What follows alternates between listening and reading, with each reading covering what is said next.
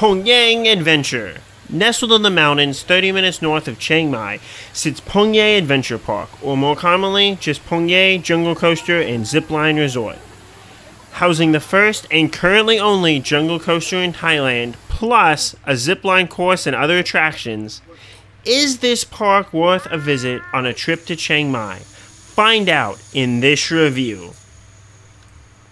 For starters, the trek up the mountains to Pongyang Jungle Coaster and Zipline Resort is beautiful, with a bunch of different gardens, restaurants, and other attractions to stop and see along the way.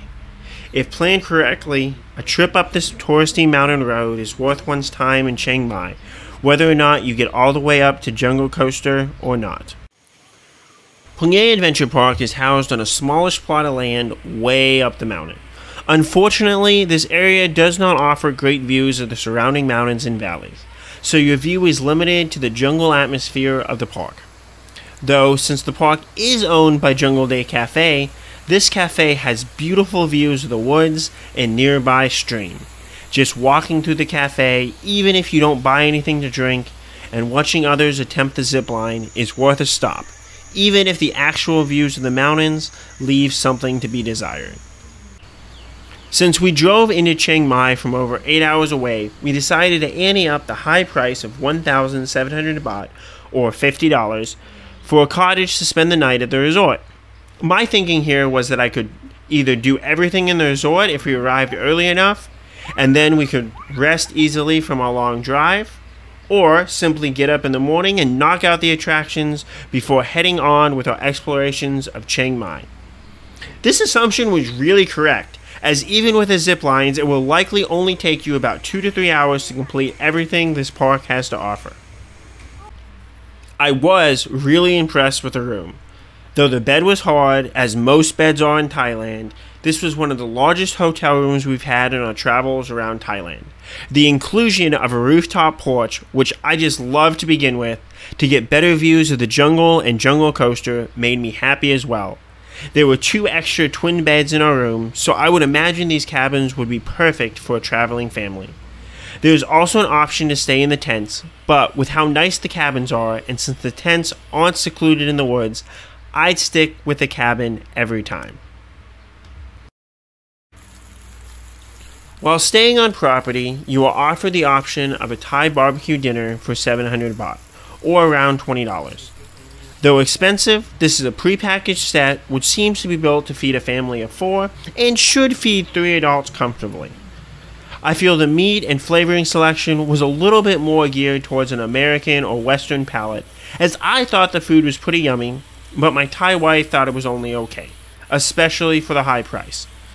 We ate on the porch of the cafe directly in front of our cabin, but the brochure says you should be able to take the barbecue back to your cabin to eat, and I would push for this option if you're allowed, or try to request sitting in a different part of the cafe with a better view.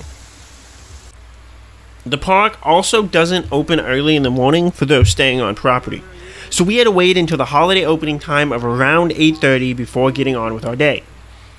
We were able to eat breakfast early, which was just a basic, simple Thai hotel breakfast, by walking over towards the jungle coaster and talking to the workers preparing the food in the restaurant.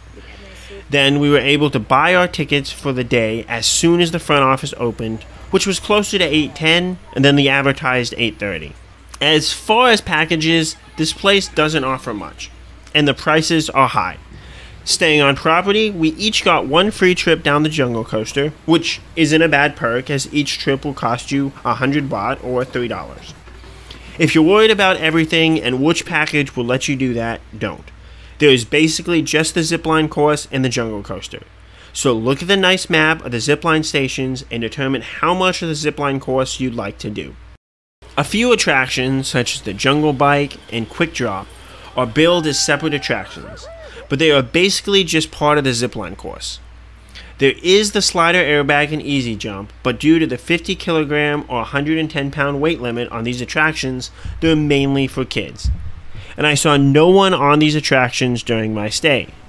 There is the giant swing as a separate zipline attraction, but this has a weight limit of 80 kilograms or 176 pounds, which is doable for many adults, but I just missed the cutoff since I'm 180 pounds. Though, I got an extra ride on the jungle coaster, so I'm really fine with that. The zipline packages start at 2,000 baht or $60 a person, which is expensive, especially for Thailand. Since I wasn't sure how much I liked the ziplines, I got the basic 2,000 baht package with not as many zipline stations.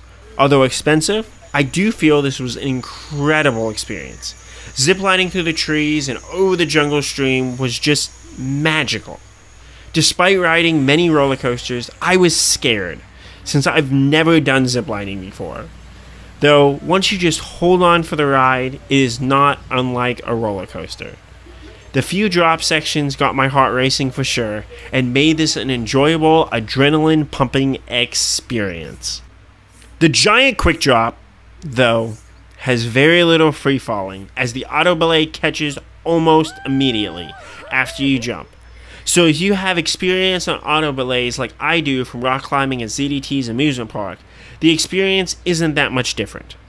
The jungle bike was a unique experience, as I was really hoping I didn't fall and have to see what that would be like.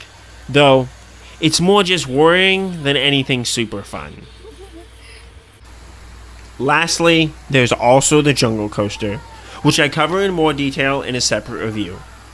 If you're just here to get a few sights in, you might as well stop and ride the jungle coaster to get a coaster credit. It is fun and enjoyable, but lacks being truly special due to its speed limit and lack of any nice drops. The laterals are nice, but at the slower speeds you take the turns, not truly amazing.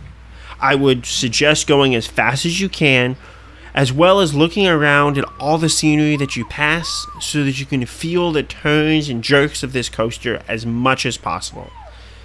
Plus, the ride back up through the jungle is also a great touch. Overall, Pongyang Adventure Park or Pongyang Jungle Coaster and Zipline Resort is a nice place to spend 2 to 3 hours while deep in the mountains north of Chiang Mai. Though I recommend staying on property if that makes sense for your travel plans, there are likely many nice, more scenic hotels nearby. The zipline course is enjoyable as a beginner or medium-sized zipline course, though it does not offer anything crazy for true thrill seekers. The price of ziplining is expensive, particularly from the perspective of a Thailand travel budget, but I feel it is worth the cost if it is something you'd really like to do while in Thailand. The lack of additional rides and attractions is a miss for sure, but there's a nice natural charm about this place that can't be ignored. Have you been to Pongyang Adventure Park? Did you try their zipline course? Or jungle coaster? What are your thoughts? Let me know, and as always, Khop Khun Krap.